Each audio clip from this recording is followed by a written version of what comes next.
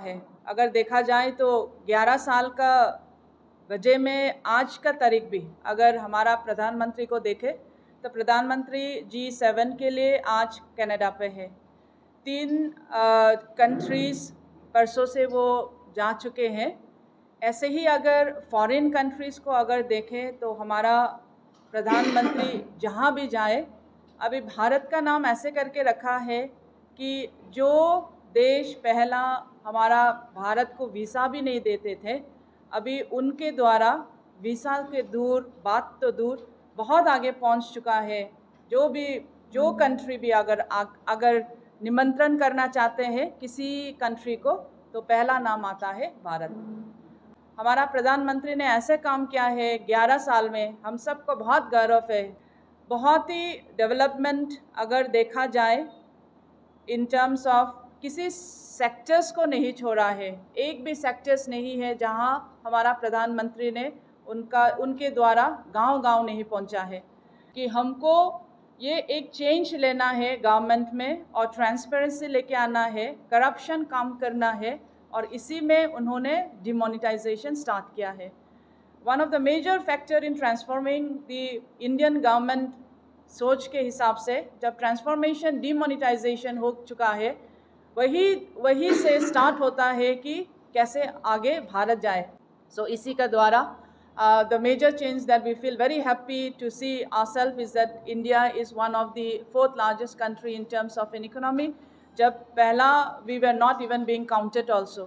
So जब हम लोग पहला में काउंट भी नहीं होता था, अभी हम लोग पहुंच गया है 4 पोजीशन पे। So 81 crore beneficiaries free ration under गरीब कल्याण अन्न योजना।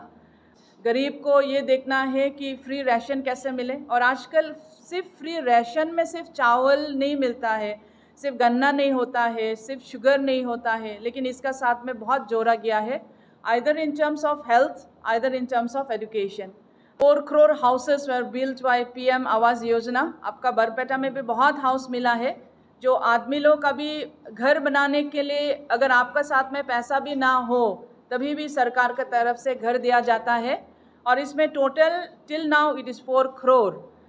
15 crore of rural household provided under Har Ghar Jal Yojana throughout the country। 51 crore people PM Suraksha Bima Yojana। 68 lakh street vendors through PM Savnidhi Yojana। मैं ये समझती हूँ कि out of the 68 lakhs जो हो रहा है वो हमारा असम में भी कहीं ना कहीं किसी ना किसी नंबर्स यहाँ में एडेड है। फार्मर्स को अगर देखा जाए तो फार्मर्स बहुत ही फसल बीमा योजना बोलिए, क्रेडिट कार्ड्स बोलिए, मेगा फूड पार्क्स बोलिए, ये सब not in terms of lakhs but rather in terms of a crore. And जितना क्रोर है I just give you the report accordingly.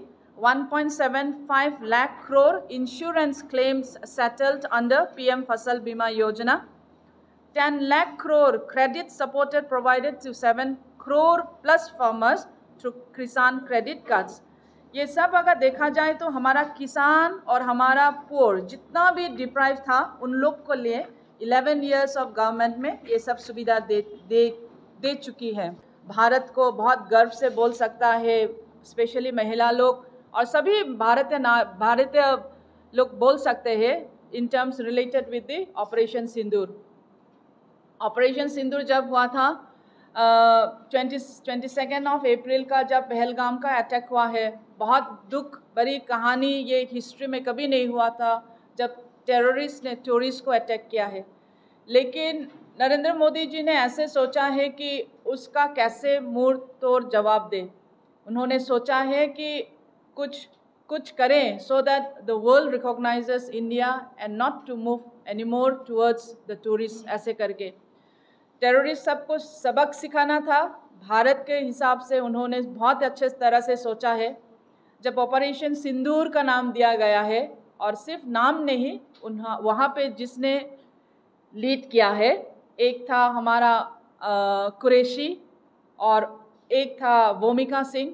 They were one of the pioneer, women pioneer, जो जाके पाकिस्तानी लोग को ऐसे अटैक किया है, where we are very much proud of both the ladies। से भारत जा चुका है in terms of economic development in the highest position. Contribution of Assam is also there, or Assam as a state is also increasing it.